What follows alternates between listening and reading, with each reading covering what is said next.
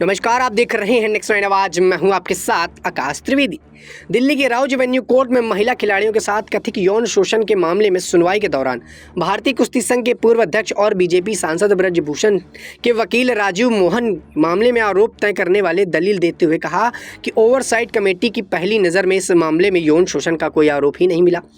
वहीं राजीव मोहन ने दलील दी कि यही वजह है कि कमेटी की तरफ से ना तो कोई शिकायत की गई और ना ही पुलिस ने शिकायत के लिए कोई सुझाव दिया। ब्रजभूषण की दलील का विरोध करते हुए दिल्ली पुलिस की ओर से कहा गया कि अगर ओवरसाइट कमेटी ने पुलिस में शिकायत का सुझाव नहीं दिया तो ये माना जा सकता है कि कमेटी उन्हें बरी कर दिया। वहीं आपको बता दें कि दिल्ली पुलिस की दलील पर ब्रजभूषण की तरफ से कहा गया कि नियम के मुताबिक ओवरसाइट कमेटी का अगर कोई निष्कर्ष होता है तो उसे रात दिन के अंदर पुलिस में शिकायत करनी होती है और अगर कमेटी ऐसा नहीं करती तो इसका मतलब है कि कमेटी ने ये माना है कि यौन शोषण नहीं हुआ।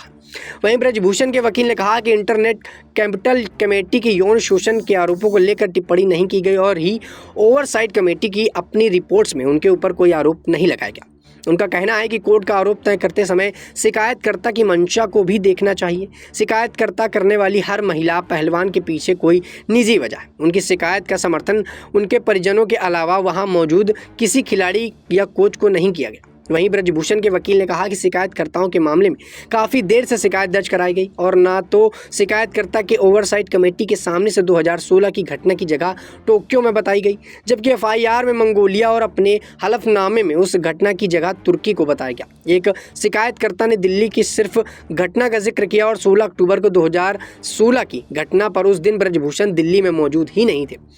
वहीं आपको बता दें कि पुलिस ने ब्रजभूषण की तरफ से दी गई इस दलील का विरोध करते हुए कहा कि लखनऊ और सोनीपत से दिल्ली आने में ज़्यादा समय नहीं लगता, कोर्ट का इसका ध्यान में रखना होगा। शनिवार को सुनवाई पूरी हो गई, अब कोर्ट मामले की सुनवाई 30 अक्टूबर को पूरी करेगी। दर्शकों, आपको बता दें कि जिस तरीके से ब्रजभूषण वाले मामले में अब तक अटकलें लग रही थी और लगातार ब्रजभूषण महिला पहलवानों के यौन शोषण मामले पर फंसे थे और ऐसे में उनकी जो सुनवाई थी उसको टाला जा रहा था और एक बार फिर से उनकी सुनवाई को फिलहाल के लिए टाल दिया गया है।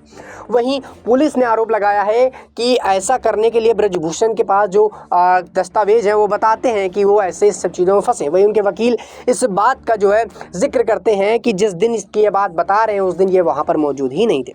तो ऐसे में आपको बता दें दर्शकों कि एक बार फिर से ब्रजभूषण को जो मामला है वो कोर्ट से निकल गया है और बार बार उस पर दलीलें मिल रही हैं और ऐसे में अब एक बार फिर से तारीख तय की गई है, वो है 30 अक्टूबर और 30 अक्टूबर को अब ब्रजभूषण के फैसला किया जाएगा कि आखिरकार ब्रजभूषण जिस मामले पर फंसे हैं, यौन शोषण का जो मामला है जैसा कि महिला पहलवानों ने ऊपर लगाया है, वो क्या सही है या फिर ब्रजभूषण रिहा किए जाएंगे अपनी जमानत लेने के बाद।